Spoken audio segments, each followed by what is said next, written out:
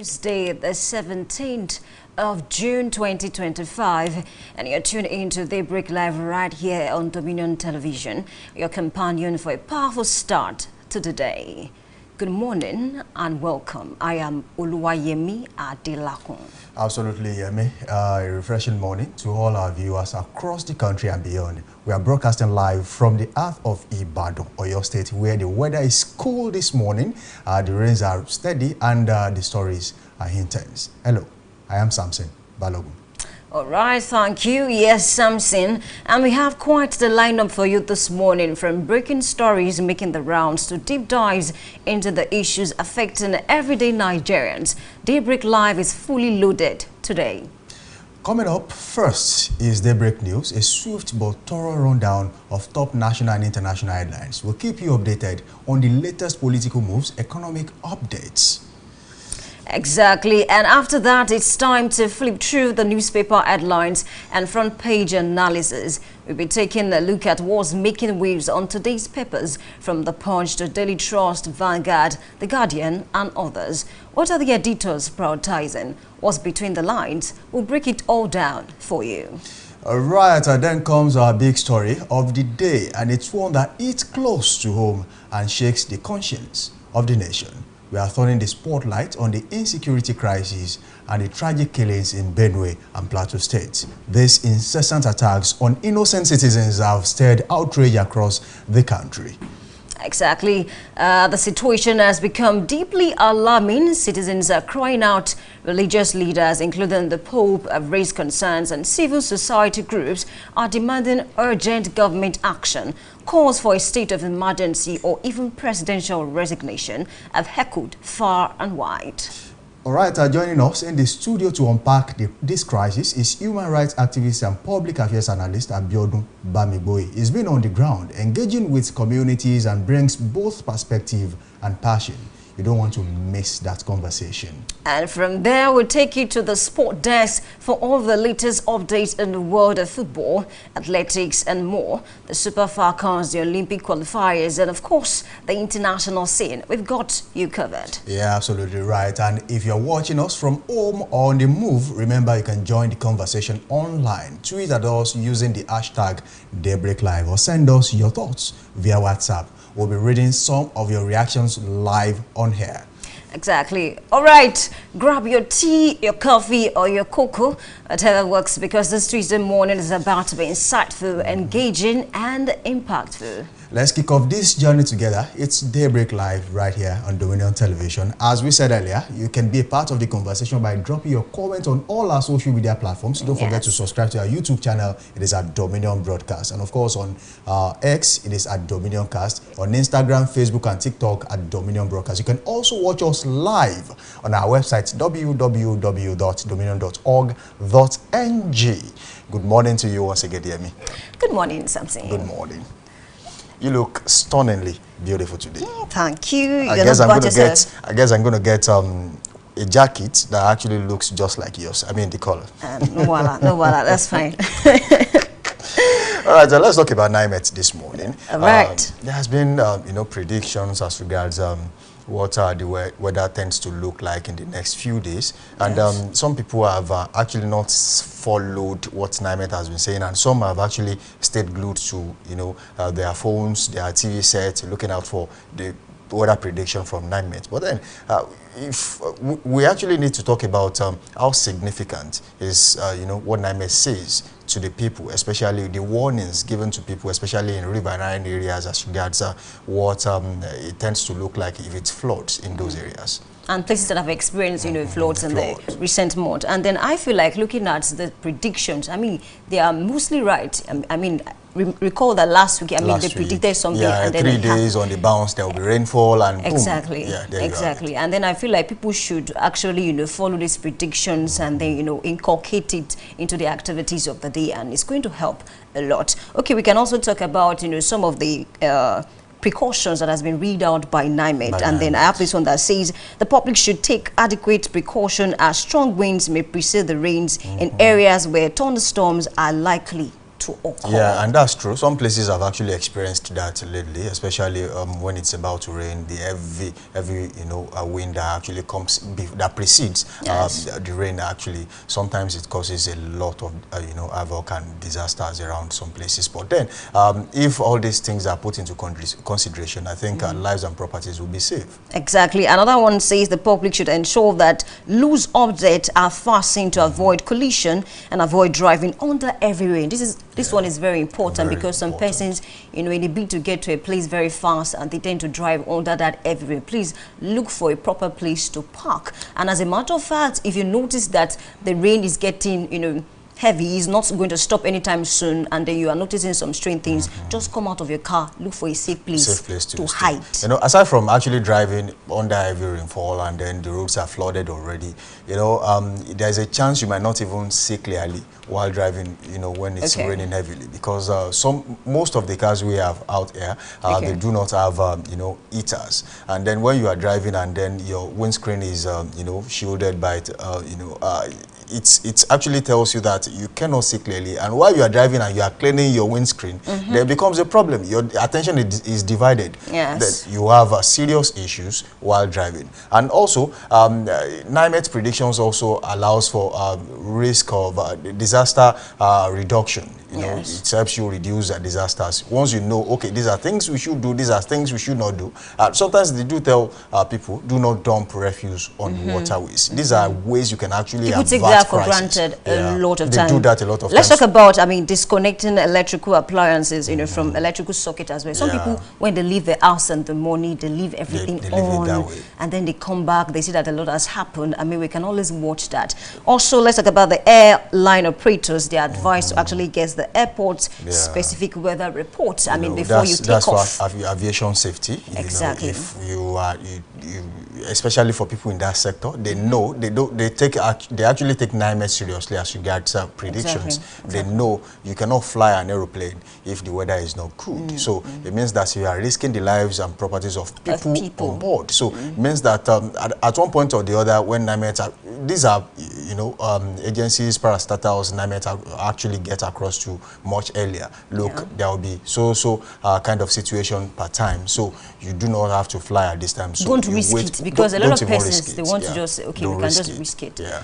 And also, you have to also talk about, water resources management. Most times, people release water, and it tends to flood the places, especially for the water corporation. Sometimes these dams, they just release water and people don't even know they are going to release water. Yes. And then we need to talk about people who actually have their communities very close to riverine areas.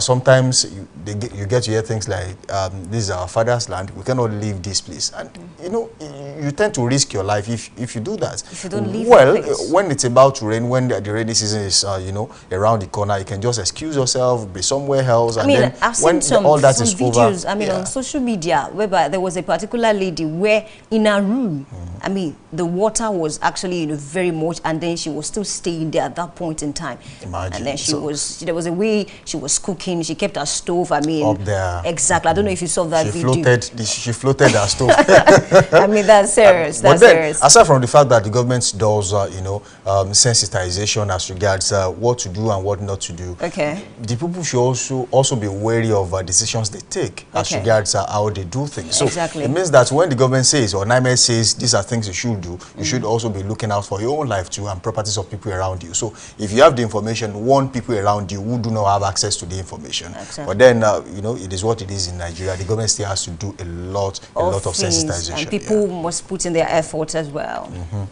All right, that takes us away from this segment of the show this morning. We say a very big thank you for being a part of the show so far. Keep it locked on this dial as we have a lot to unpack on this show. Don't forget, we still have the sports segment. We have a trend watch. We have our news coming up right now. So let's go on a short break. And when we return, we head straight to our news desk this morning. Please stay with us.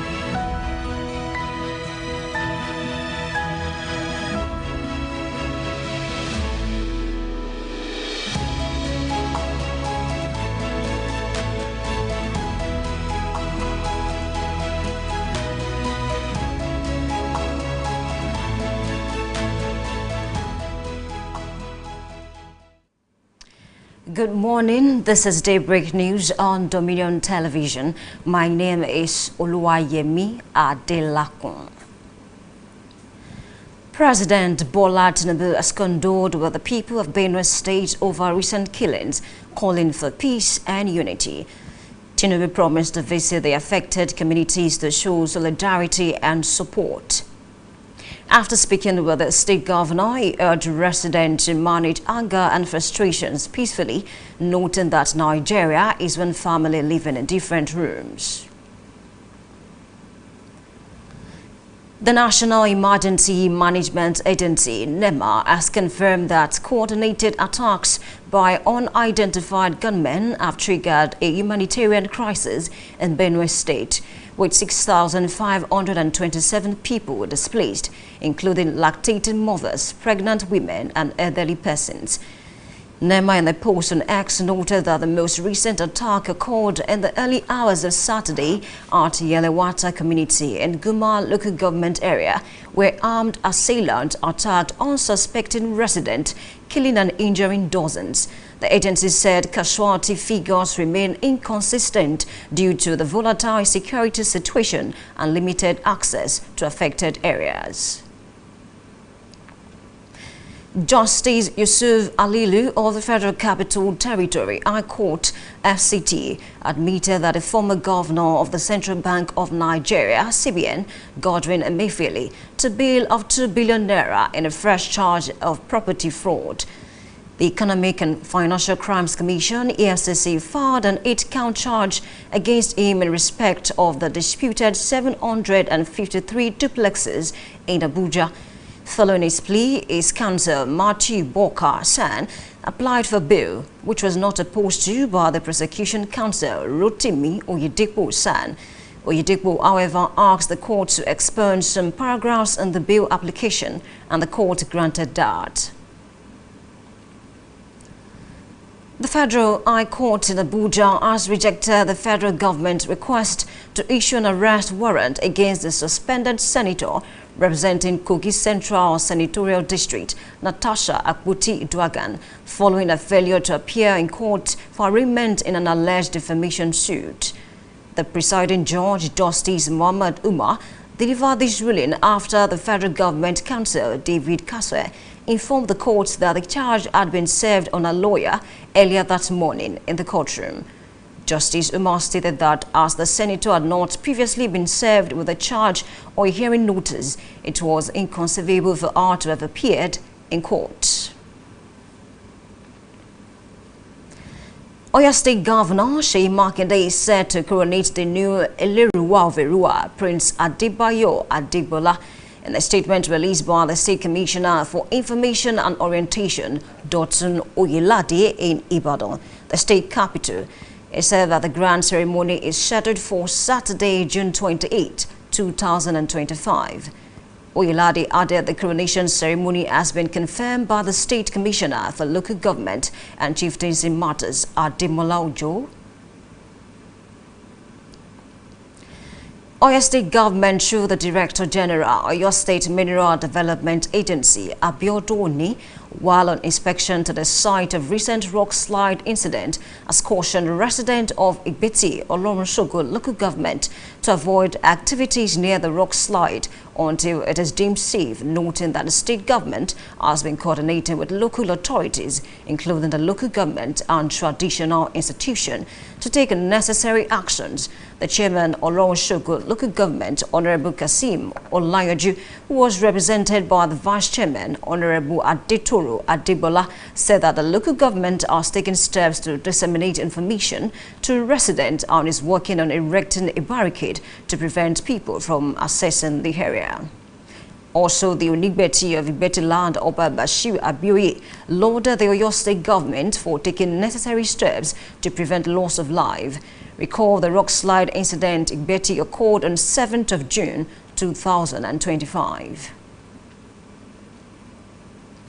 And in business, the Petroleum and Natural Gas Senior Staff Association of Nigeria, PENGASAN, has accused petroleum marketers of exploiting Nigerians through inflated fuel prices, insisting that premium motor spirit (PMS) should currently be selling for between 700 naira and 750 naira per litre.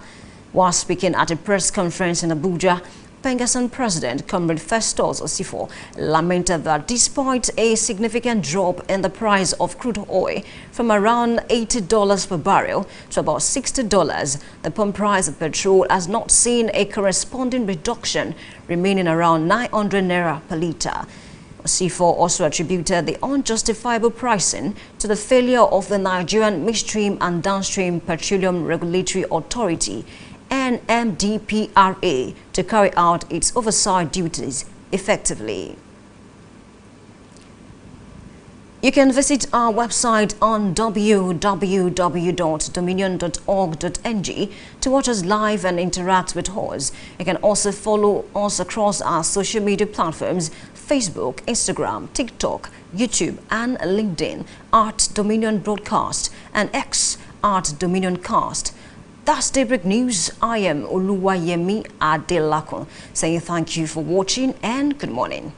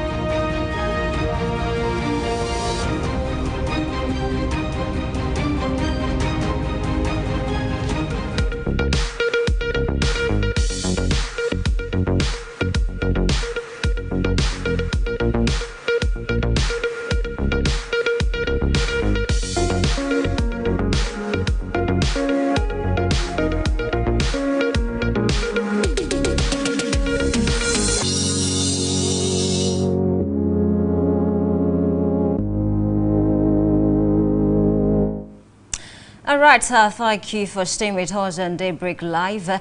This segment will take you through the day headlines across the dailies, and then this morning I have with me in the studio analyst Ganiyu. He's going to help us make sense of some of the top headlines that we have across the dailies. But before then, let me read through. I have New Telegraph here with me, and then this says killings, Tinubu postpones Kaduna trip to visit Benue tomorrow. Yesterday we talked about the fact that a lot of persons have accused the president why did he delay in terms of speaking on these killings in Benue and some places across the country. We'll talk about that very soon. I also have this one that says fuel should sell for 700 naira per litre. That's coming from Penkasan. I also have this one on New Telegraph that says Rivers rejects Tinubu's appointment request, Bode George tells Senate. Moving on to another newspaper this morning, I have Nigerian Tribune that says Benue defense chief vows to take battle to terrorists as Tinubu visits state tomorrow. Moving on to the Blueprint, I have this one that says massacre. Tinubu visit Benue tomorrow. IGP deploys tactical teams. Insider behind carnage, says CDS. Musa. I mean, that's a very interesting one to talk about this morning. Him coming out to say that some insiders might actually be behind, some of these killings, or maybe giving them some information. Moving on to the Leadership newspaper, I have this one that says President Tinubu commissions Mabushi Bus Terminal, flags of construction of new INEC quarter today. I have another one on Business Day that says floating naira lures British schools to Nigerian shores. All right, it's time to turn to my analyst for this morning. And just like I said, is analyst Oluwatoyin Ganiyu, an oil field operator in one of the nation's oil mining license site in Nigeria, a commentator on national issues. Good morning, analyst Ganiyu. Good morning, Yemi. Nice to be here with you once again. Thank you so much. Nice to have you on the show this morning. Let's start with this one on New Telegraph that says killings. Tinubu postpones Kaduna trip to visit Benue tomorrow. Says state, please now national imperative. I don't know if you saw some of the comment online, talking about the fact that the president delayed in terms of, talking about this Benue killings or even visiting the place. I also saw a comment that said even the Pope in Rome, spoke about the killings before the president of Nigeria. What do you make of this story? And then the fact that he is now coming out to say is going to postpone his trip to Kaduna to actually visit Benue tomorrow. What's your take on that? Okay, so I don't think the president actually postponed speaking on the Benue massacre. Okay. Some of his appointees have been at the states. The Inspector General of Police, the army chiefs, some government officials have actually gone to Benue. Okay. And they are appointees of ease. So obviously anything that they go to do in Benue also has the signature of the president behind it. So I don't think that he had delayed speaking. He might not have come out publicly, to have issued statements and the likes. But as long as his appointees have gone to those states on his behalf, actually he has been speaking. For the visit tomorrow, it's a very good thing. Probably it would help to, increase morale of the troops who are fighting these terrorists and the likes. Okay. But I believe that the president's word is Lord wherever he says it. So if he has given a flat order, maybe 2 weeks ago, a month ago, that the security agencies should please, nip all this in the bud, I think it should have gone a long way for us to have stopped all this crisis. So it's going tomorrow. Let's see what will come out of it. However, a lot of Nigerians are actually not, okay with that because they feel like the president, even though must have sent some persons there, to oversee the situation, should have actually, said something about the matter. I think a Nigerian activist, Aisha Yusufu, she actually said the president should resign. Because, if at all you send people there, he should actually, come out to talk about it, and then they feel like it's accountability on his part. Okay, so I think also, just as she has alluded to, Okay. that the president should be accountable as a result of the crisis that is ongoing there. But I don't think they encourages calls for resignation and the likes. Yes, indeed, our intelligence gathering, we could actually step it up. Okay. Yes, indeed, the approaches that we have done in the past, it seems not to be working. Okay. Maybe probably we can now think outside of the box and look for creative means, you know, to nip this in the bud. Yes, I agree that indeed the president, through his appointees, can do more. But calls for resignation, I think, is a little bit off the cliff.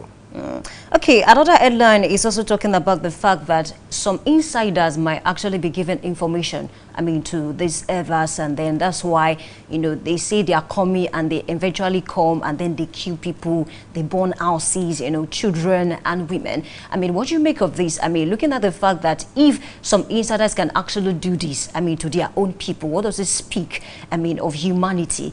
What do you think? So I think it also has something to do with our intelligence gathering mechanism in the country. Okay. Just as we have those who would give these invaders information, we should also have those also who would give the government and the security agencies also information that would help nip all this in the bud. So I also think it speaks to citizen engagement. A lot of citizens are being disillusioned, and you know, we feel disengaged from the governance in the center and the subnationals. And so that's why even people don't care anymore in giving information. For instance, people will not just come into certain communities without people seeing people that they don't know. Okay. At least if they see something, they will have been able to say something. But you know, you have this apathy that people don't feel as if government cares about them. And so they see people they don't know, they see things that are not usual, and they don't say anything about it. So just as you have those who will be giving these invaders information, you should also have those also who will be giving government and security agencies information on some of these things. But unfortunately, because of the way the country is, people don't feel that they matter in the scheme of things. And unfortunately, our information gathering mechanism it's still not just there. We hope you can work on that, because at the end of the day, it will benefit the people themselves when they, you know, talk about some of these things that they notice. It does. It does. All right, let's look at another headline that says fuel should sell for 700 naira per litre. That's coming from Pengassan. And when I read the report, it said that, you know, it reduced from $80 per barrel to $60 per barrel. And as a result of that, the price of fuel should actually reduce. So what is causing, I mean, this? Why is it not reducing? Why is it that people are still buying for that price? So, you see, in the oil and gas sector in Nigeria, okay, there are a lot of dynamics to it. Unfortunately, we do not follow the worldwide templates in the pricing of petroleum products and gas-associated products the same. It's always as if when it comes to Nigeria, there are always some hidden prices, some middlemen, some unnecessary bottlenecks that, you know, nobody is courageous enough to actually tell us, well, what they are and what they are doing. And that's why you have these pricing mechanisms here and then. I like when Pengassan comes out through his chairman, through his president, to say fuel should be sold at certain prices. But let's be very honest with ourselves. Members of Pengassan are also members of this fuel marketers union. They are also involved from production, logistics, till it gets to the final consumers. So they should also be able to talk to their members to say, members, why are we doing X? Why are we doing Y? Why are we doing Z? So that all those hidden, you know, dynamics in the pricing, they should be able to come out and tell us what it is. You know, it's good when we come out in the public space and say, fuel should sell at so price, should sell at so price. But you'll be amazed that the fees that has to be paid to middlemen are the ones that actually increase this price. So until both the government and all those involved in the loop will come out to actually tell us the fees that are involved, the dynamics that are involved, we'll still be having this back and forth that it should be sold at certain prices. When oil prices reduce in the international market, we should also have a reflection here and all those things. But unfortunately, because of all these hidden clauses in the way we do our pricing in Nigeria, we might not necessarily have a headway. Okay, speaking of the cost that, you know, the middlemen have to pay, I think I saw an headline that talks about the issue of insecurity, and some of these companies, they have to pay, you know, heavy cost for security just so they can actually, you know, protect their space? I mean, I think, does it boil down to, I mean, the issue of the government, you know, trying to actually curb insecurity? I mean, if insecurity can actually be curbed to a certain extent, I mean, why should these people still have to pay heavily, I mean, for security? You are spot on. Because from the little I know from the production, you have to secure your oil wells. From securing your oil wells, you have to secure the movement for you to get to the facilities whereby it's now processed into petroleum products and gas. So you can imagine the logistics of movements, the securities that you have to provide, the feeding, the allowances for all those involved in the chain. Now, when it is produced also, all manners of association will come forth. They want to take this fee, they want to take that fee, they want to take this fee, and all these adds up to the cost. Eventually, even before the marketers themselves put their own profit margins. Now, before you now get to the filling stations and they put their own profit margins, before you now get to the final consumer. So it's a long loop. And everybody from the government down to Pegasin, down to the marketers, have to play their own roles. If one person drops the ball and does not play his own role, it's still going to involve in these high prices that we are talking about. So it's a loop. And there are many players who just have to play their roles. So I believe that if we can curb insecurity, we should have a situation whereby the price of fuel will reduce. I mean, can you speak? Insecurity is just one part of it. You know, we what also are the other have parts? We also have the indirect taxes that they pay on the roads via bribes and stuffs. I call it indirect taxes that they pay to policemen, army officials and stuffs on the road. We also have touts who disturb their movement. They have to settle them. You know, sometimes in the communities that they're even taking these things to, you know, certain people will come around and demand for certain informal fees. And so it's a whole lot. So insecurity is a greater part of it. But there are still some other, in quotes, informal fees that are paid that we need to deal with so that the price that will get to the final consumer is very, very moderate. All right, let's talk about Dangote Refinery. I think recently it came out to say that it will start selling, I mean, to outlets across the country. And then just like Pegasin and quite a number of other groups have also said that this would actually lead to monopoly. It's not that maybe they are I'm just trying to, you know, paraphrase what they said now. They are not envious of Dangote Refinery, but they feel like this can lead to monopoly. One company, you know, doing the refining, distributing, supplying, all of these things. Do you agree with them, or do you think this will just help us, you know, have like a good price at the end of the day? Because that's what, you know, Dangote Refinery is actually saying. So I don't think it will lead to monopoly. Okay. I just feel that the depot owners are being fearful that this might lead to loss of jobs for their members. Okay. You know, their members play a lot of role down the chain. So I think it's the loss of jobs that they are afraid of. Now, a marketer says that, yes, he wants to be able to transport petroleum products around the various chains to the country. Okay. Now, I don't think there's any issue with that. It's his business. He has a right to say this is how he wants to move his products from wherever he's producing it down to his various chains in the country. That's his right. I don't think anybody can come around and say because of that he wants to create a monopoly. I think what they should be doing is to find a way to partner with him so that they can also benefit from this chain. It's his right to decide that this is how he wants to move petroleum products, but they should have a way to partner with him, because there have also been allegations in the past that depot owners on themselves are like a monopolist organization on their own, that they also determine where certain products will get to, when it will get to it, and at what time. That it seems as if, in quotes, states that, you know, pay, you know, and give them good facilities tend to get more, and that they suffer some other states who, in quotes, don't tend to treat their members well. So we also had that accusations in the past. So I don't think there is any form of monopoly here. So it's more like a blessing. It's more of a blessing. To the final consumers, it's a blessing. You know, because this is now going to endanger infrastructures. Obviously, I don't expect that Dangote would have to move his products on the road. Probably would use his contacts within the government to fix rails, you know, to find ways that certain infrastructures are now developed which will benefit the final consumers. You also spoke about, I mean, the 4,000 new CNG, and then I saw some comment that a lot of truck owners will lose their jobs. It's whether we like it or not, every businessman would always want to do something that would give him least cost.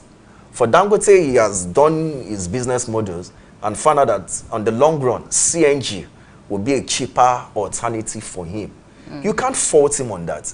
He wants to reduce cost by any means possible. So we can't fault him on that.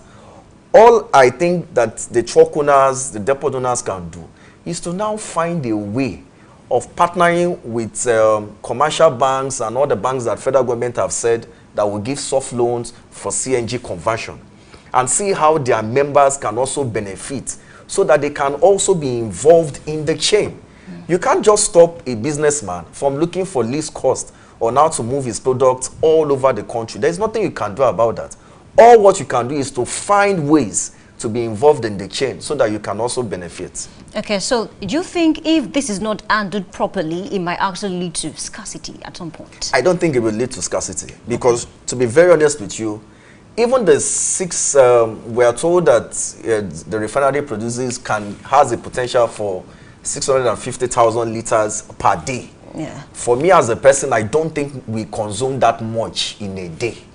You know, there was a time when one of the officials were saying that even in their storage tanks, they still have millions or so of stored, you know, petrol for use and all that. So I don't think it will lead to scarcity. Okay. I just feel that if the various parties involved in this actually get to a round table and discuss, they'll be able to have meaningful collaboration within themselves. It shouldn't get to that level. It shouldn't. All right, thank you. So let's talk about the factions from one political party to the other, because I have quite a number of headlines, I mean, that talks about that. And then recently, the former presidential candidate of Labour Party, that's Peter Obi, he came out to say that Nigerians should look out for some certain C's. He called it certain C's, like capacity, you know, compassion, and then the likes, before they choose their leaders. So I want to ask you, you know, does it have to do with voting for the person or the political party? Because a lot of persons that voted for, I mean, the individual themselves, they have come out to say, we wish we never voted for you, things like that. So is it about voting for the person or voting for the political party? Which is best? So ideally, it should have been voting for the person. But sometimes these persons, in quotes, don't get to go into political parties that have this national spread that can guarantee victory. For instance, if a political party comes on today and you have a very credible candidate on this platform, if there is no way they can get that spread across the country, it becomes difficult for the farmer in Kaduna or in Katsina who doesn't, you know, watch TV, you know, is on the internet to actually know about this candidate to be able to cast his votes for him. Okay. So for now, what we do majorly is voting for political parties, especially political parties that have this spread. You know, the thinking is always that if I vote here, somebody votes here, somebody votes here, it will be able to give the numbers for this candidate. So over time, we will get to that level.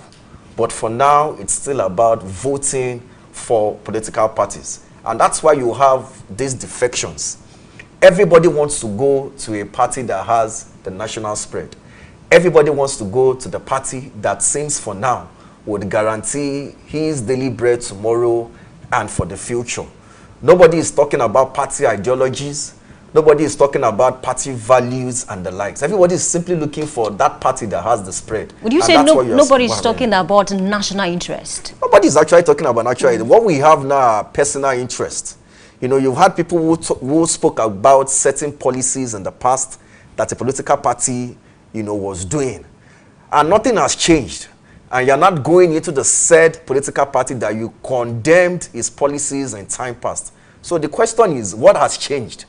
The policies are still there, and the political party is still doing those policies that you spoke about in the past. So what has changed? Nothing really has changed.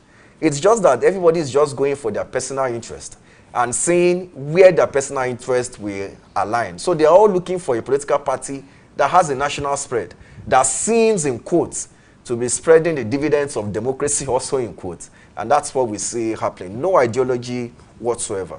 Before we move on for that, I think recently the governor of Akwa Ibom State, Governor he actually moved from PDP to the APC, and then there was a lot of, comment about that. And then he said something, that I have issues with, sort of. And then he said there's a need for Akwa Ibom State to actually, unite with the Central so that they can be numbered and feel among. So I think I recall in 2015, I think, your state, for instance, and people were saying, let's vote for this person as the governor because he belongs to the same political party as the president.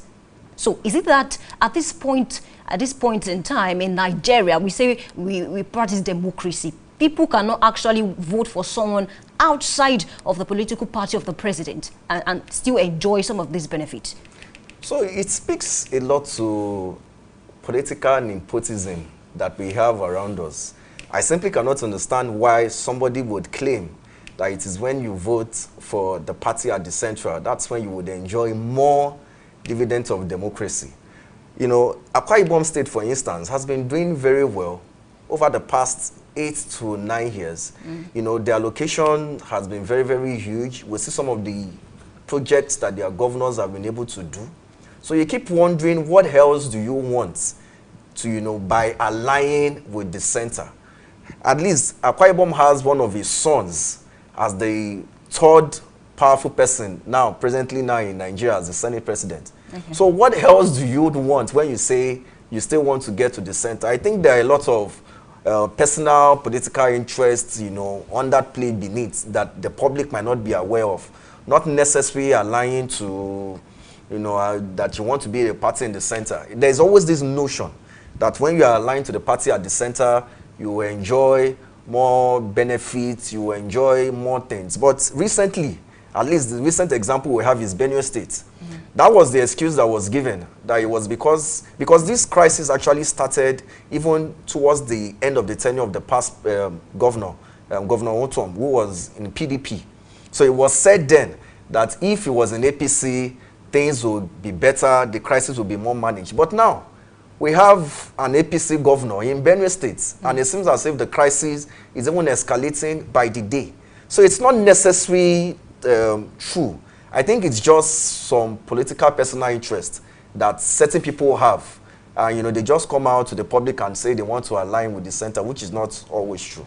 Okay, before we go very quickly, let's talk about the issue of defection. A certain PDP group has said that Peter Obi should actually come back, and not just Peter Obi, Amici also. They should come back to PDP because PDP is home, and then he said that PDP is the only opposition party that can actually, face, the current administration that we have, that is APC. What do you make of that? Because do you see Peter Obi going back to PDP? Currently looking at the whole thing that is going on, even Labour Party is going through leadership crisis. Just in 1 minute, because there's no time again. Okay, so who knows? Nothing is, in Nigeria, everything is possible. But I think the PDP and all opposition parties should just put their house in check. Okay. But it's possible. Who knows? Who knows? It's possible. He might go back to PDP. It's possible.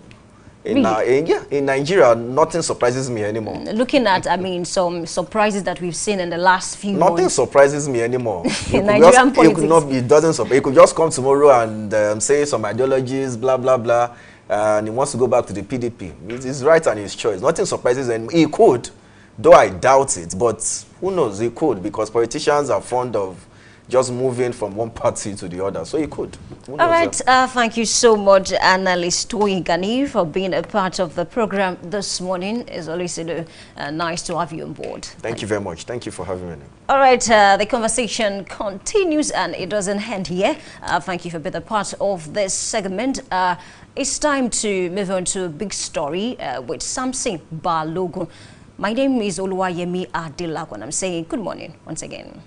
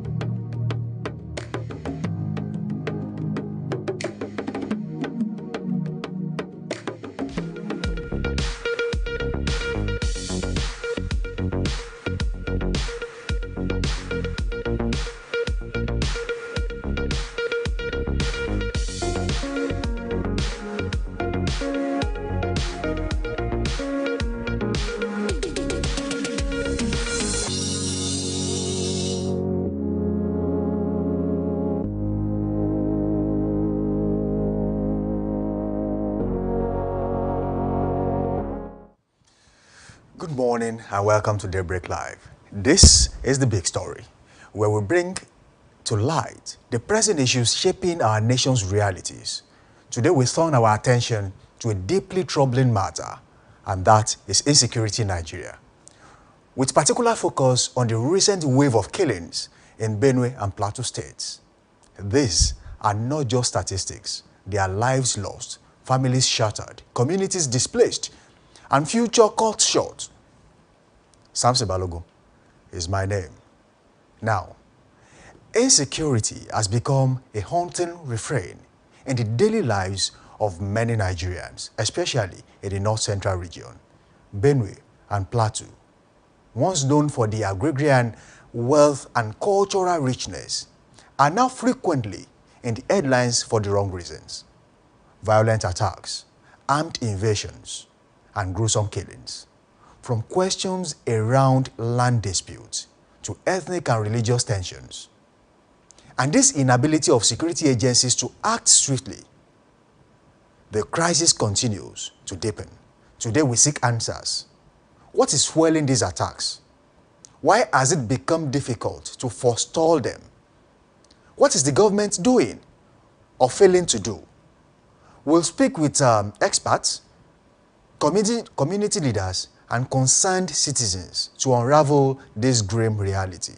Because if peace eludes one part of Nigeria, then no part is truly safe. Good morning once again, and welcome to the big story. Nigeria is a country blessed with natural resources. Benue State, known as the food basket of the nation, has been ravaged with insecurity over time, be it religious, ethnic, border crisis. It has gone on and on. What is the cause of this problem? What is the government doing, or what the government has failed to do over time? On this show, The Big Story, this morning, we'll take a deep look into this crisis, and then we'll provide solutions for the government. We're going to take a critical look at something different this morning. But of course, before we do that, and before I bring my guest on board, let's go for this report. And when we return, the big story continues on Daybreak Live, Dominion Television. We'll be back. In recent weeks, a fresh wave of attacks by suspected armed militias and bandits in Benue and Plateau states have left dozens dead and many more injured as entire communities have been razed. And thousands of residents are fleeing in fear as insecurity tightens its grip on the region. From Makurdi to Mangu and spread across Nigeria, the stories are similar. The response from Nigerians has been swift and fierce. The killing in Benue and Taraba is becoming alarming, that the entire world is now focusing on Nigeria. The lives of people taken away every day is such that if we are not careful, it will roll down to other states. After all, we may not have the opportunity to accommodate those who will be displaced as a result of this particular incident. Security in Nigeria is very poor, very, very poor. We need help of government and help of God. First of all is help of God. Our sin is too much for this Nigeria in particular. If we want to government to find solution for us for killing, it's not only Plateau and Benue State, it's all over Nigeria. It's what we told the government, we let the government know that government is doing to us. But at the same time too, the government self, they don't have the human feeling. If you have a good heart, before you get there, or immediately you get there, I've never seen the person. Everything will change about the person. So by killing people over there, I can say, let me say 50-50. Government take the 50, while the masses, we that we call ourselves government, we take 50. It's sad, it's worrisome that Nigerians' lives are of no value to this current leadership, and we are concerned as ordinary Nigerians. we're really concerned. We hope that they wake up to this responsibility to provide security for people. I mean, what's happening in Benue, for instance, is worrisome. Is a call for emergency. Is a call for emergency. If we need to do anything as a leader, as a people, now we need to do it very quick before it turns to, chaotic. On social media and in protest marches, citizens are calling on the federal government to act decisively, while many are questioning the effectiveness of Nigerian security architecture. The security are already overstretched. Until we have a strong judiciary and a political will to arrest those who are perpetuating this evil and deal with them. Just imagine that no single person has been arrested and dealt with since 2015. So there's nothing anybody is saying that's making sense to an average, to me as a person, as a Nigerian. Until we see you, arrest them, prosecute them. You can't tell us you don't know Miyetti Allah, you know them. As he cannot do it, Kuku resign. Tinubu, our president. The Tinubu tenor is too much. Killing is too much. If he know that he will not do it, he should Kuku resign. May they not kill us finish for Nigeria.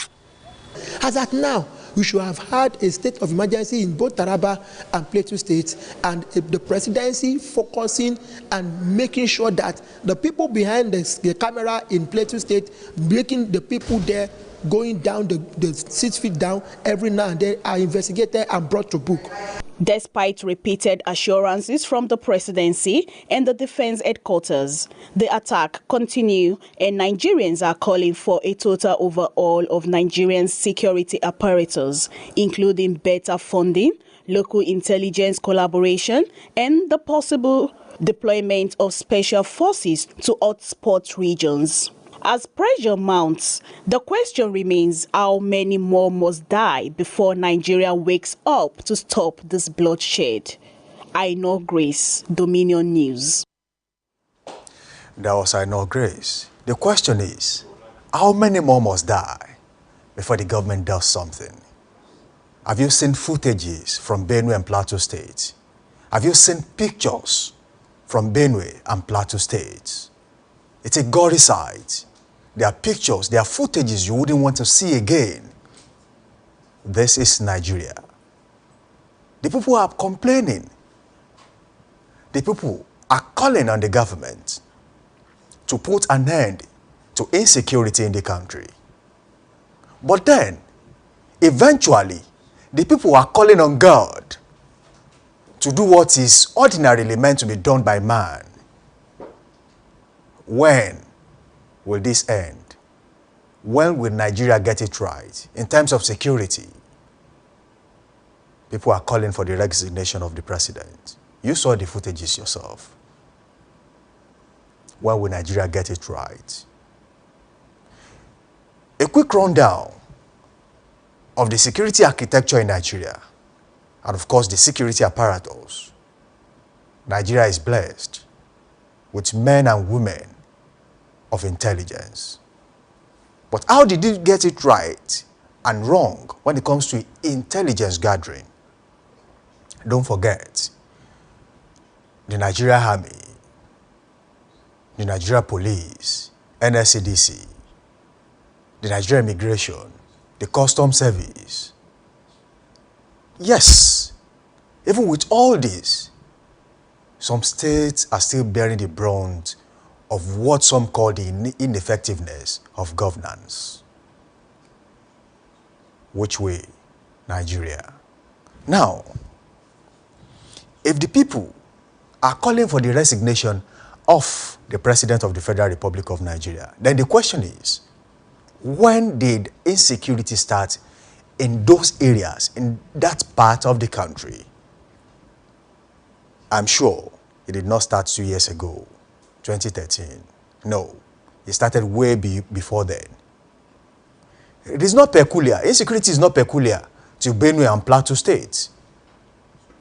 Insecurity in Nigeria is everywhere. There are kidnappings in the southwest. Yes. Family crisis in the southwest. Same is happening in the south and the southeast. Have you heard about the killings in the northeast, in the northwest, north central, everywhere? When will Nigeria be able to put this bloodbath to an end? Good morning once again. This is The Big Story. Joining me live from the United Kingdom this morning is Mr. Ayo Adedoyin. He's the CEO, PSD UK. PSD UK is a non-profit organization that seeks to promote peace building, social justice, and sustainable development in Nigeria and other parts of the world. PSD engages and organizes a global network of partners to act as a voice for marginalized communities and to create a model for active community advocacy for minority groups. PSD UK is dedicated to promoting peace, social justice, and human rights in Nigeria.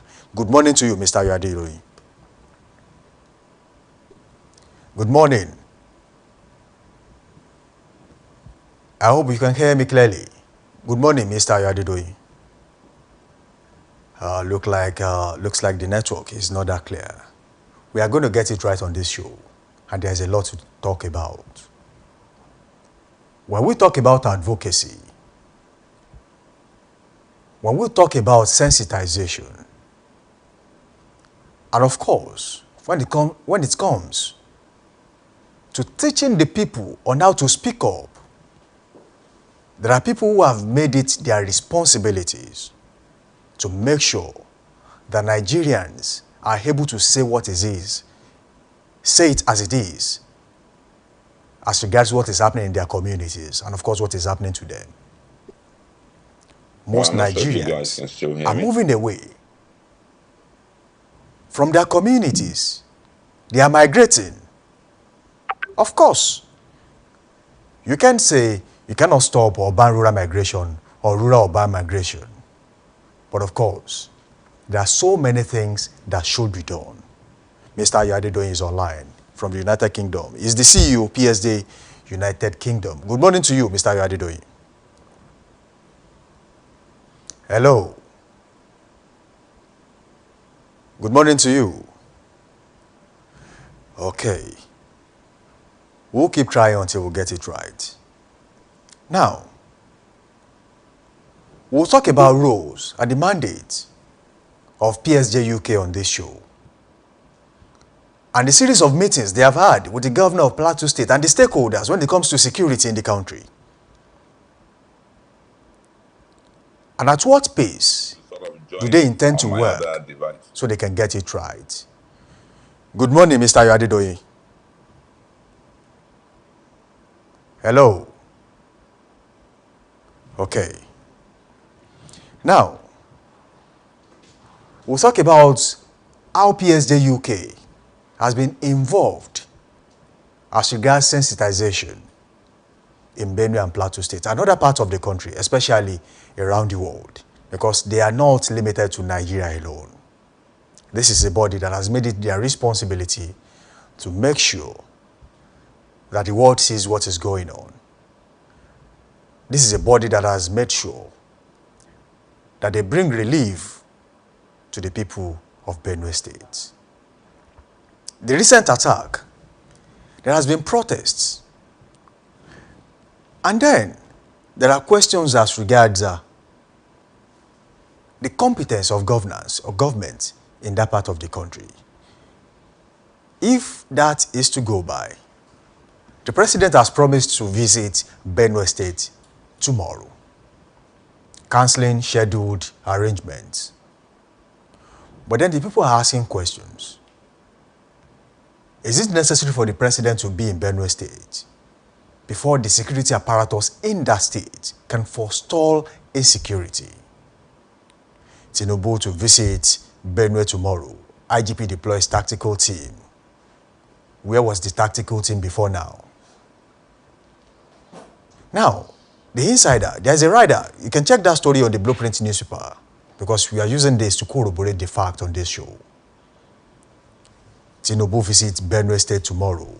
IGP deploys tactical teams. All right, Mr. Ayo Adedoyin, good morning to you. Okay, now, Good to have you on the show this morning.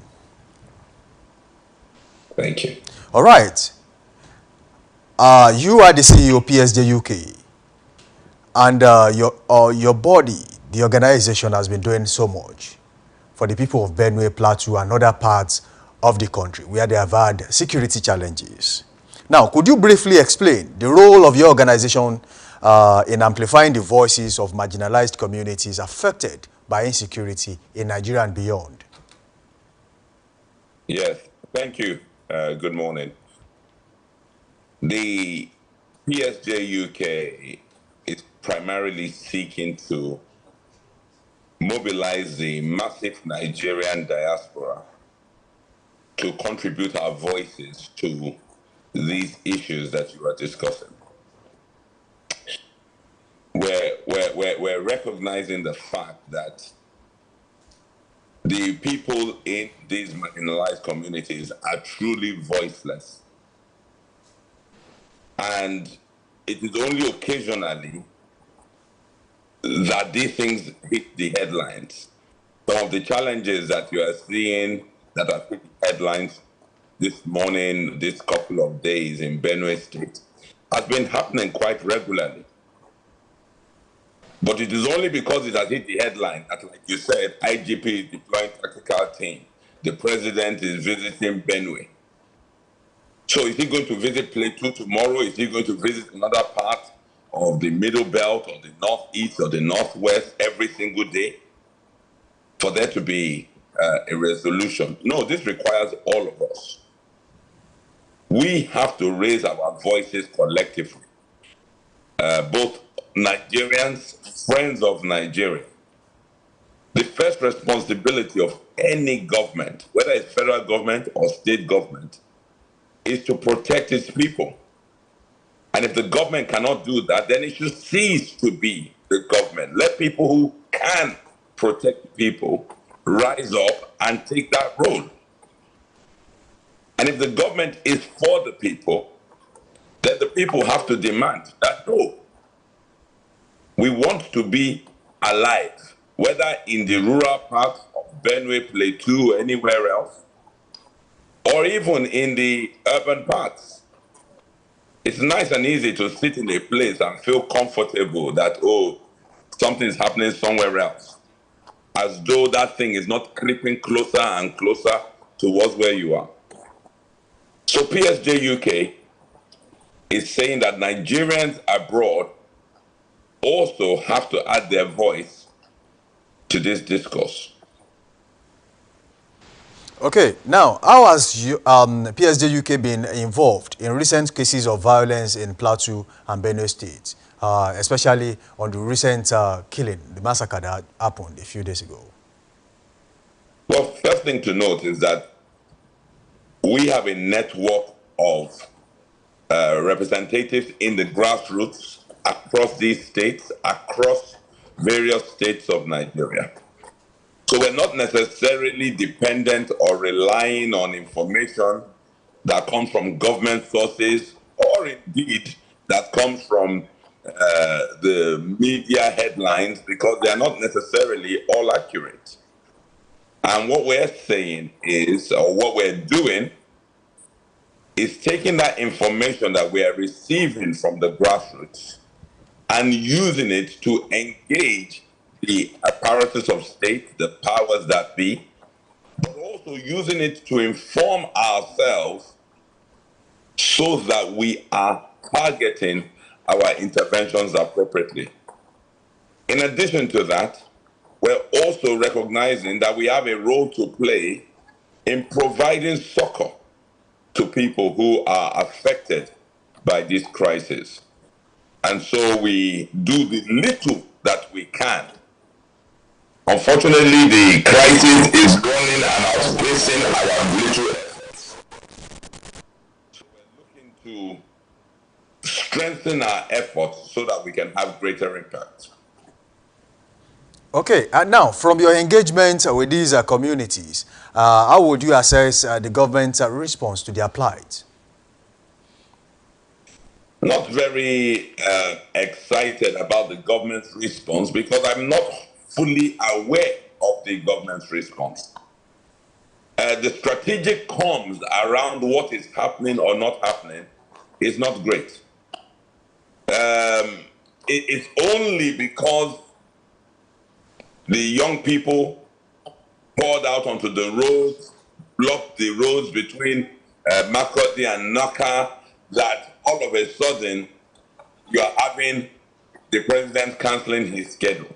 What really should happen is that there should be regular briefings, not saying that you should divulge sensitive information that should not be in the public domain, but there is information that needs to be given to ensure that the people remain assured, remain calm, know that things are being tackled and dealt with appropriately. What we're seeing is a lot of reaction, reactive. It almost seems as though we're not a police force, or we don't have a police force, we have a reaction force. Something has happened, then we came, then we're issuing statements, we're issuing threats. What really should happen is the government should treat this as a war and take appropriate action and measures as a war.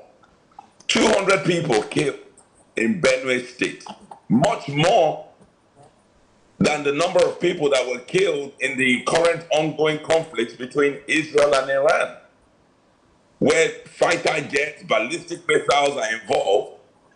The number of casualties is nowhere near the swathes of people that are being wasted all over our land. And so the response of government is far from adequate, in my opinion. All right, what major policy gap have you identified in how insecurity is being handled in relation to minority communities in the country? Well, I mean, the first thing to say is that this thing is much more than just minority community. Yes, it is. The attacks are predominantly on rural populations. But like I said, that is inching closer and closer. So if we continue to look at it as something that is happening to some minorities somewhere, we're not giving it the appropriate amount of attention.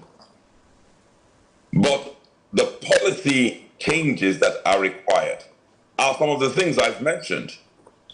Much better strategic comms coming out of our governments at state level, at central level. Creating a proper war footing is particularly important.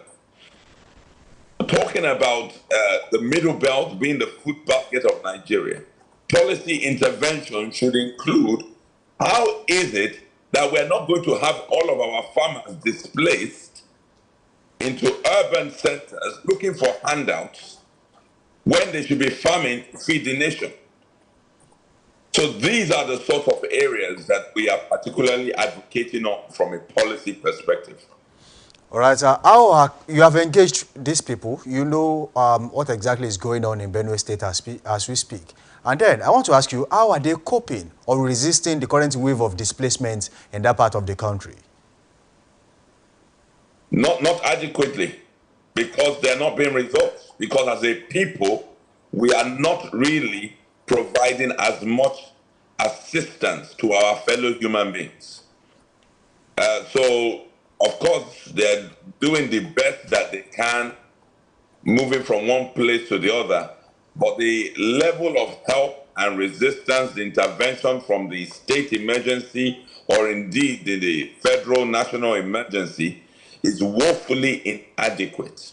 We're leaving human beings to their own fate, and it most certainly is not good enough. Like I said, the hallmarks of a decent society is how we look after fellow human beings. The amount of support for these IDPs is ridiculous. All right. Talking about advocacy in that part of the country, which is what you do predominantly, I want to talk about recently, protesters came out and then the way they were dispersed by the police force. How do you cope as regards advocacy in that part of the country? And of course, what reports do you have about people going out there to sensitize the people as regards the current situation and how to navigate around it? Yeah, the reaction of the police of somehow or the other finding themselves in numbers and being available to disperse protesters and protest crowds, the optics of it is terrible. The police should really be strategically creating an enclave and protecting the people. When they come out to protest, we should be supporting them to raise their voice in a peaceful manner. But in terms of the advocacy, we need to even notch up the volume of our voices. It's not just about some people carrying tree branches and protesting on the roads. The various forms of advocacy, like you are doing right now with the media, is very important. We need to ensure that this becomes a priority topic. And that's one of the things that PSJ UK is committed to. We recognize that we live in a global village now. We recognize that what happens in one part of the nation or one part of the world affects people and activities elsewhere. Even the war in Iran and Israel right now is affecting us in Nigeria, it's affecting us in Europe. And so our advocacy is to push the case that peace is so much better than war. These attacks, by whatever name we choose to call it, certainly terrorism, must not be allowed for a nation that is growing and seeks to take his place as a leader in economic prosperity. For the benefit of our teeming young people, we really do need to do a lot more. Okay, now, talking about the current situation, and over time, it hasn't really been clear if perpetrators of any of these heinous acts have been brought to book. Now, how does lack of accountability affect trust in the system? It totally eradicates it. The impunity, the absence of the rule of law, the absence of justice totally eradicates that trust. And it's unfortunate that we've not quite learned how to use our collective voices progressively. Because the same cycle just keeps coming round and around. And then we're going to hit another election cycle. People are going to give us Indomie and supposed stomach infrastructure. Well, if you're not alive, you're not going to have the stomach to receive the infrastructure. This cycle is carrying on, and we really have to come together as a collective to stop it. All right, what kind of platforms or channels exist for these marginalized groups to voice their pain and influence decision making? I mean that PSG has provided for them, PSG UK. Yeah, I mean the PSG UK has actually provided a platform for people to be able to share their stories via our website. But I assure you that it's not the person who is being attacked and macheted, burnt in their houses, that their first priority is, oh, how do I know? How do I find your TV channel? How do I know where your platform is to go and raise my voice? And so what we're beginning to do is send our grassroots networks to go to the people, capture the realities of their stories. It is only the reality that helps us to unsear our hearts, because unfortunately as Nigerians, our hearts have been seared. Yes, I understand there's a lot of things happening all over the place, and there's hunger and everything happening all together. But unfortunately, it has meant that our hearts have been seared. But what we have to do is we have to strengthen our numbers, go to where the people are, provide them shelter, provide them succor, provide them enclave, help them to capture their stories so that the rest of the nation and the rest of the world can really, really understand the magnitude of what is going on here. And PSJ is beginning to do more of that, but we will be able to do it all the more when people come on board, lend their skills, lend their talents, lend their abilities to join this effort. We cannot just sit down and be waiting that, oh, some government somewhere is going to figure out exactly what's going to happen. Who is the government? Is it not the same us? It's the same people that form the government. So you, wherever you are, need to ask yourself, what is it that you can do? And we would invite you, come and get involved. Sign up on our website, www.psjuk.org. We're certainly speaking to those who are in the diaspora, in the UK particularly, and asking you to get involved. But at the same time, we're also speaking to Nigerians in Nigeria. I think we have lots of Nigerians who are based in Nigeria who are working for peace and social justice off our platforms. So we're inviting people to sign up, get involved. Together, we are so much stronger. All right, before we wrap up this segment on the show, I want to ask you this. The last administration under President Muhammadu Buhari then introduced a policy where repentant bandits were rehabilitated and reintegrated back into the society. What's your take on this?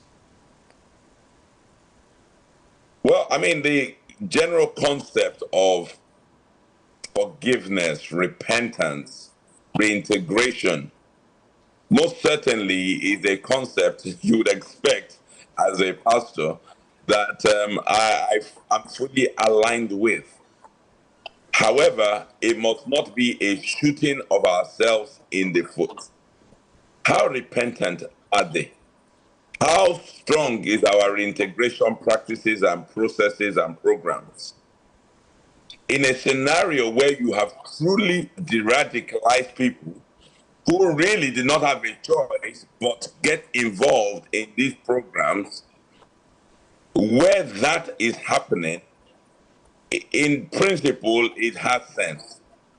But if you were to ask me directly, how much confidence do I have in the program that we have deployed so far? I would say zero confidence.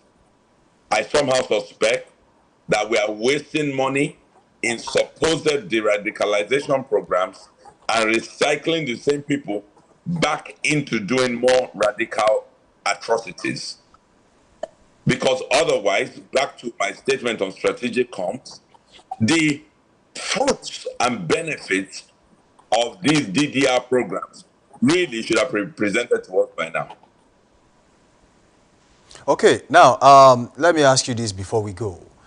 Basically, your advice for the federal government and state governments in these affected areas and the people of Benue and Plateau State, people of, who have been affected by insecurity in the country on how to navigate through this tough time?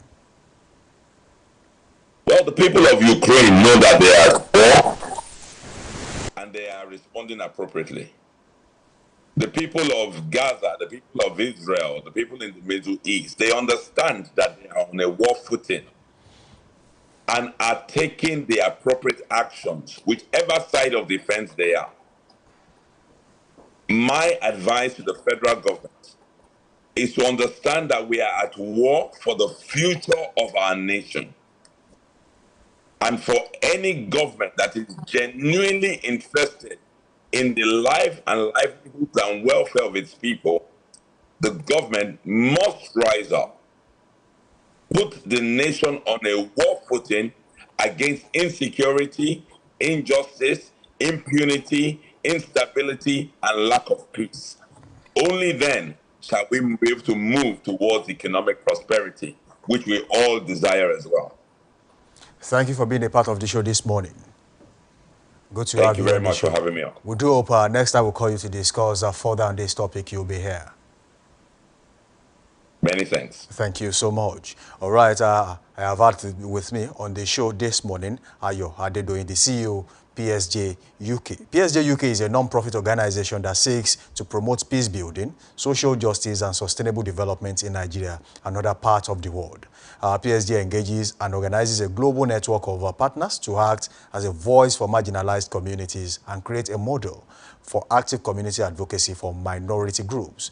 They are dedicated to promoting peace, social justice, and human rights in Nigeria. All right, and that brings us to the end of this segment of the show this morning. As we wrap up this edition of The Big Story, the question remains, how many more must die before something changes? Benue, Plateau, and other parts of the country ravaged by insecurity deserves more than temporary outrage. They deserve consistent action, protection, and justice. The road to a secure Nigeria is long, but it must begin with courage to confront the truth and the will to act. Thank you for joining us on The Big Story this morning. I am Samson Balogun, and this is Daybreak Live. Stay safe and stay informed. The show continues. Now, we are straight to our sport desk as Boluwaji Ogumola is waiting.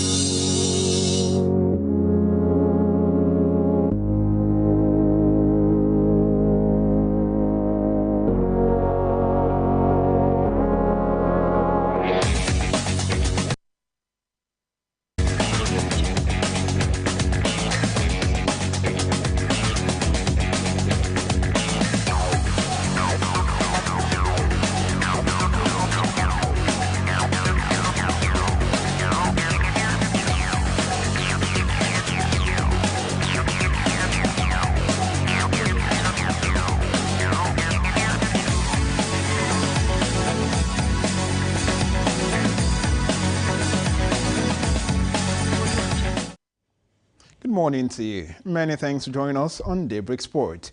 I'm Boluwaji Ogumola. Of course, all set to bring you up to speed with all the news and making the rounds in the world of sport in the next 9 minutes or thereabout. All right, this morning, let's kickstart from the Nigerian National League, the second tier of Nigerian League football, where the board have said that they will announce the date and venue of the Super 8 playoffs next week. The playoffs will determine the 4 teams that will gain promotion to the NPFL. Osun United, Cry FC of Ogbomoso, Kun Khalifa and Warriors qualified from Conference A, while from Conference B, the likes of, and Conference B as well. And of course, in C and D, the likes of Barua FC, Doma, Yobe, and Wiki qualified from there. Yes, the overall winners of the tournament will definitely book a place in the NPFL. The top 4 teams will qualify to the NPFL. Still talking about the NNL this morning, let me inform that the Nigerian National League has officially confirmed the relegation of 8 clubs following the conclusion of the 2024-2025 regular season. The affected clubs include Abakaliki FC, Adamawa United, Zamfara United, Madiba Football Club, Gateway United of Ogun State, Igbajo FC, 1472 FC, and Ijele Football Club. Chairman of the board, George Alo, stated that the relegation was confirmed following the resolution reached at the last conference. And despite the demotion of these teams that I mentioned, 4 more teams will gain promotion to the MP, have already been relegated from the NPFL to the NNL, the likes of Sunshine Stars, Aqua United, and the likes. All away from that, still NNL. Ahead of the 2025 NNL season, Barua Football Club have received a cash motivation from its founder. The deputy president of the Senate, that's Barua Jibrin, made the pledge when he paid a courtesy call to the players during their training session yesterday. Barua assured continued support for the team as they look to gain promotion to the NPFL. Don't forget that Barua FC are one of the teams that qualify for the Super 8, where the eventual teams that will gain promotion to the NPFL will emerge, and wish them all the best. Not just them, of course, we wish our own Crown FC also all the best in that one. From there to Ibadan, where Oyo State Governor, Engineer Seyi Makinde, has officially approved the allocation of plots of land to members of the victorious 1998 Shooting Stars Sports Club team, honoring a promise made 26 years ago by the then military administration of the state. The gesture recognizes the exceptional achievement of that particular squad, who in 1998 won both the Nigerian Premier League and the West African Football Union Cup, the latter being Nigeria's only Continental Cup title to date. Their double triumph remains one of the most celebrated feats in Nigeria Football Club history. Following that success, the military administrator back then, that Kumbol Oyahire, had announced a reward of 1 million naira and a plot of land to each player and officials. While the cash rewards were reportedly disbursed, the land allocations were never fulfilled until now. And of course, just yesterday, the news filtered in that Governor Makinde has approved that one after that prolonged delay. I will say congratulations to all of the players, 998 squad of the Shooting Stars, of course, for eventually getting that reward that they truly deserve from the Oyo State government. Let's move on. All right, before that, let me also inform that this landmark decision by the governor affirms the administrative reputation for integrity and, of course, historic redress. All right, away from the camp of the Shooting Stars, let's talk about the Super Eagles this morning, where chairman of the National Sports Commission, Shehu Diko, is optimistic that the Super Eagles of Nigeria can still qualify for next year's FIFA World Cup in the United States, Canada, and Mexico if the World Football Governing Body FIFA docks South Africa 3 points. Well, after 6 matches, the Super Eagles are fourth in their group, that Group C, with 7 points. 6 points behind the South Africans who lead the group with 13 points. Now, despite Nigeria's precarious situation, Diko is hopeful that Nigeria can still qualify, as South Africa are at risk of losing 3 points in the race for the automatic ticket after fielding an ineligible player during their 2-0 win over Lesotho in March. South Africa's Mokoena had accumulated 2 yellow cards in the series and ought to miss that particular game against Lesotho. And according to FIFA qualifying rules, well, a player who has picked up 2 yellow cards initially is ineligible for the next one, which, of course, South Africa did not honor, and Nigeria have sent in an official protest. Now, under the coach Eric Shell, Nigeria will resume the qualifiers later in September, after our June, very busy window where we had the 2 competitions, friendly games that we took part in. So we're very optimistic that should FIFA go by the rules, Nigeria can still find a way to qualify for next year's FIFA World Cup. Last time out, we missed out in Qatar. We don't want to miss out this time around. Moving straight to the NBA, where Jalen Williams scored 40 points for Oklahoma City Thunder as they held off an Indiana Pacers comeback to win 120-109 points and take a 3-2 lead in the NBA Finals. The MVP, that's Gilgeous Alexander, provided 31 assists along with 31 points along with 10 assists for Oklahoma City Thunder to move just a game closer to, of course, winning this year's competition. Well, on Thursday, we'll have Game 6, and of course, fingers crossed to see how things pan out as far as that is concerned. Back to football, FIFA Club World Cup. Yesterday, Chelsea got their Club World Cup campaign underway yesterday with a 2-0 victory over MLS club LA Football Club, that's Los Angeles Football Club, in front of thousands of empty seats. Yes, 22,000 for spectators were at the stadium that could occupy 71,000. Despite FIFA's efforts, of course, it wasn't really good enough. Neto got the first goal for Chelsea, and of course, Enzo, got the second for Chelsea Football Club. That's talking about Enzo Fernandez. Well, that wasn't the only game we saw yesterday. Boca Juniors also blew out a 2-goal lead against Benfica as they settled for a 2-2 draw also yesterday at the FIFA Club World Cup. And also, let me inform you that in the game we saw in the early hours of today, Flamingos were also victorious, 2-0. They defeated one of Africa's representative, Esperance of Tunisia. Now here on your screen, we'll have the table. Group C as Bayern Munich as the table toppers following that 10-0 victory 2 days ago. Of course, there you have all of the results right there on your screen. Well, that's sport this beautiful morning. Many thanks for joining us. We'll be back tomorrow morning.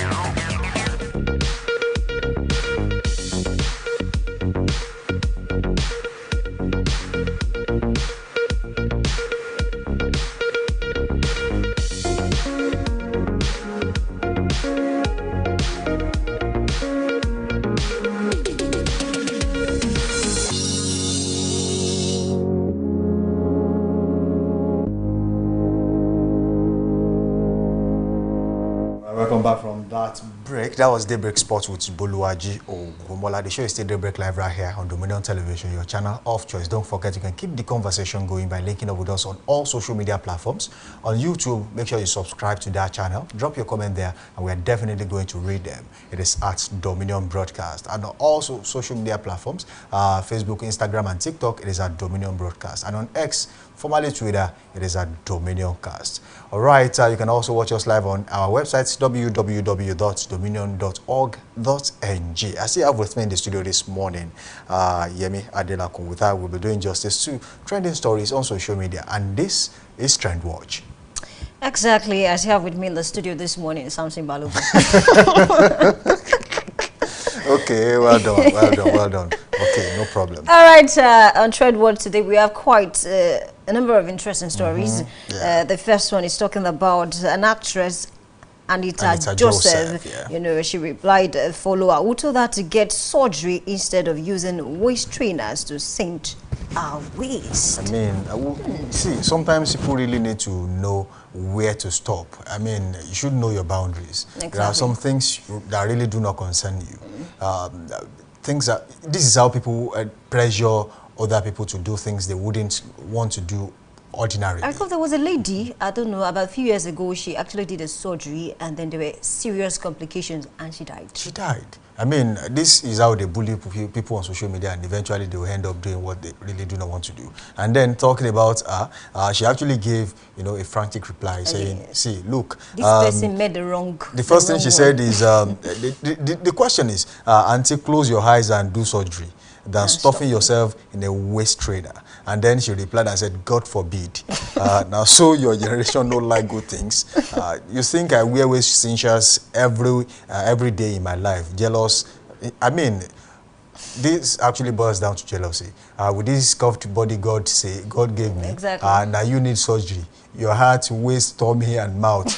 Need I remind you or educate you that BBL doers or waiting still buy, I mean, some of them, do they still buy waist trainers? I mean, people who actually underwent the surgery, yes, do they still need waist trainers? I think they have to maintain the body after the surgery. Then what's the point in going under the knife? Why not use waist trainer in the first place? Why go under the knife when you know you are still going to go through the stress and the pain of, you know, putting on waist trainer for a particular period of time? I think talking about this issue, we have different categories of people. There are some persons, they are so secure about their body, whether they are slim, whether they are thick, they don't care. And I think Anita Joseph belongs to this category. But there are some persons, a little bit pressure can actually make them to say, okay, let me go and borrow money to go and do BBL. Some people don't even have the money, but they try and gather money, you know. But some persons, they have the money and then they go to the best hospitals and then they get a surgery. But I feel like do not, you know, put pressure on people unnecessarily about what they should do or just what know your bus stop. Exactly. Things you don't say to if people. It works for you, you are okay with the way you look. Let no one tell you you don't look okay. That you like something doesn't mean the other person standing next to you, even your brother or sister, doesn't mean they are going to like the same thing as you do. Exactly. And then I feel like people really need to understand how important it is to feel good in their own skin. You know, whatever it is, the way you look, I think it's okay. It's fine to actually look for ways to enhance, but then going extra mile, doing things that might actually end up being a problem for you, it should not be the order of the day. And I think we are having so many people who are actually doing. I think Uche Ogbodo too recently went under the knife. A lot of celebrities. She could barely walk when she came back. I mean, why go? It's always a stress. So I mean, for the first few months, going by the things I've seen online when they post, and then looking at this comment. Is actually coming from a lady. I mean, I understand when some men try to pressure some ladies, like, go and do this thing. But then a lady, really, you should understand better that if a lady wants to be the way she is, I mean, let her be. Natural is okay. Let her be. I mean, God has a way, has a reason for making you who you are. So why put yourself under unnecessary pressure?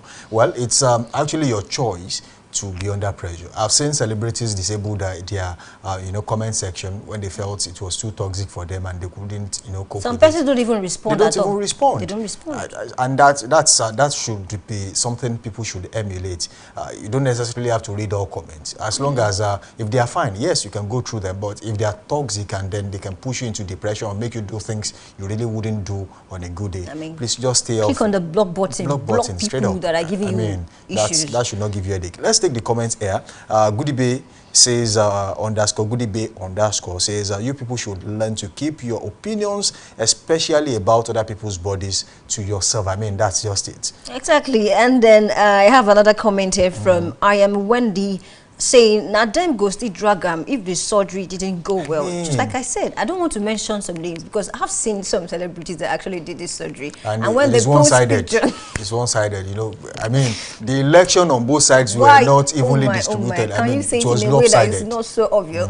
I mean, because I've seen when they post pictures, people will be like, seriously, this thing is not balanced. And like, people are so concerned about people's life. You even have to look at it and see that it's not balanced. That's the exact meaning of when they say life no balance. Hey.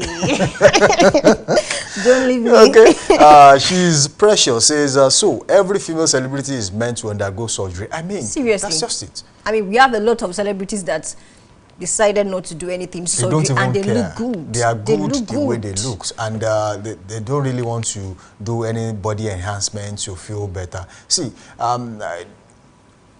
going under the knife to massage somebody else's ego, I think it's not worth it. It's not worth it. Because at the end of the day, the person will still find another person that is looking. They'll push you to do things you don't want to do, and you realize they don't even like you anymore. They like someone else. So the ball is in your court to decide what to do. And Baba is in the news this morning. Yeah, I watched the video yesterday, and I was talking about this. Oh, I am terribly sad and angry. You know, the singer Baba reacts to the brutal killings in his home state, Benue State, and a lot of persons actually dropped their comment under the video. What you think? I just feel like he's trying to, you know, sympathize, I mean, with the families of people that have died, I mean, in that incident, because I saw a picture of a young girl about 14 to 15 years, I'm just guessing now, and then I heard that she died not up to 24 hours when she took that picture. That is sad. Very sad. I mean, it's when you look at it's just a gory sight. There are pictures you wouldn't want to see again. And to some of us, to some people, it might be just a picture on social media, and then you send your condolences on social media. Yes, but to some people, it's their day-to-day life. That's what they wake up and see every day. I mean, it's really disastrous, and I feel like it's not out of place for a person who is actually from one of these communities to come out and say, look, this is exactly. If he doesn't stay there, does not make it. He cannot be compassionate. Exactly. He cannot feel for them the way, because whether he likes it or not, there is no way you can migrate every member of your family from a particular community. You will still have people who are connected to you in one way or the other who are still there. So it means that at one point or the other, if Two-Face comes out and says, look, I feel bad about the current situation in my community, I think people should just understand, because in the comment section, people were negative, people were positive. That's normal. And that's normal. And for him, I think he's just one of the celebrities who really do not care about what people have to say. Don't forget, recently... And he doesn't even speak much. He doesn't even speak much. And he doesn't care about what people have to say. Recently, he divorced his wife, got a new one, and people have said so much, and well, he still came out and said, whether you like it or not, I don't do what I want to do. What you want to talk, you don't really know concern. So for that kind of person, I think he should be a little bit more vocal, maybe talk more, engage people in that community and see how well it can actually help them, because they are going through a lot in those communities. I think VDM, went to the place. I saw the video. You saw those pictures, how houses were destroyed overnight. I mean, honestly, who does that to a fellow human being? An entire family wiped out. That's really serious. And I feel if the government failed to find, you know, the perpetrators of these heinous acts, I think it's an injustice on the part of the people who actually were affected by, you know, the attack. Exactly, and I saw an headline, I think yesterday evening, that, you know, some insiders actually, you know, give information to these people. I mean, that's the problem we are facing. In some communities, some people are actually blowing the whistles to make sure that the government actually get to do the needful even before. See, we cannot afford to be reactive. We have to be proactive, and that's the problem. In Nigeria, even the security personnel, they prefer to react. Something has happened, and then they are there. No. Why don't you do a lot of intelligence gathering, make sure that this thing does not happen at all? These attacks do not happen at all. What security apparatus or architecture have you put in place to make sure that this incessant attack do not repeat itself? This is not the first time this community has been attacked. This is probably, you know, one of the so many times. So if the government still folds you know, the hand and looking at this situation, I think it's a ticking time bomb actually. I think I saw a comment and someone said, one of the popular, you know, politicians in Nigeria said, if the government doesn't do anything about this thing, people will resort to, you know, self-defense. Absolutely. But I think... don't you think that will lead to more casualties? Because yes, it will. And, you know, these are things you can't control. It's just a natural order. Someone feels helpless, feels like, okay, the government is not coming for me, coming to help me. It is my responsibility to make sure I stay alive. Just and like what do you think such person will do? No one is coming to save you. So nobody is coming to save you. And that's the situation right now. Take, for example, a family of 4, 5, or 6 wiped out in one day. What will happen to the other families who lost 1 or 2 persons? They will be waiting patiently. If they cannot migrate from that community, they will be waiting patiently that, well, if they come next time, it's either they lose men or we lose men. So it becomes a situation where the government might not even be able to control it, you know, when it gets out of hand. Actually, I saw a video, I think it's a picture now, of people parking, you know, with loads, moving their loads into the bus. Some persons are actually leaving the environment for good. It's actually disheartening to say that. It's really, it dampens the morale of so many people. Let's be safe. Yeah, the first thing is safety. Safety is key. And the first responsibility of a government is to protect lives and properties. And if they are failed in that responsibility, the next thing for the people is to migrate or resort to self-defense. Exactly. I think we have a comment on this particular post. Yes. I think that's from Main Promise. Says, and I ask, has the empathy of our leaders gone extinct? That should be extinct. Yes, of course. The killings and other casualties keeps repeating and increasing day by day, and yet the presidency has not addressed the nation, at least strengthening the families of the victims. Nigeria has lost the salt that makes them the giant of Africa. Well, I think the most important thing is that the government actually finds something to do about this. The president has decided to visit Benue State tomorrow. Well, we're out of time, and this will be the convenient time Look forward to positive news tomorrow. Yeah, for tomorrow. Maybe something will happen. Yeah, this will be the convenient time to draw the curtains on today's edition of Daybreak Live on Dominion Television, your channel of choice, where inspiration meets entertainment. We say a very big thank you to everyone that has stayed glued to their phones, to their TV set, being a part of the show so far this morning. Until tomorrow, when we shall be meeting again on this show, I say, keep being safe, keep being nice out there. And of course, remember, being a champion is no mean feat. You have to be prepared, and of course, you must do the needful. Bye for now. Samson Balogun is my name. All right, thank you for being a part of the program. Do not forget that we need to take actions when we need to. Let's speak up when we need to. Let's help the government the way we can. A better society is possible when we are ready. My name is Oluwayemi Adelakun. Same time tomorrow. Thank you for joining.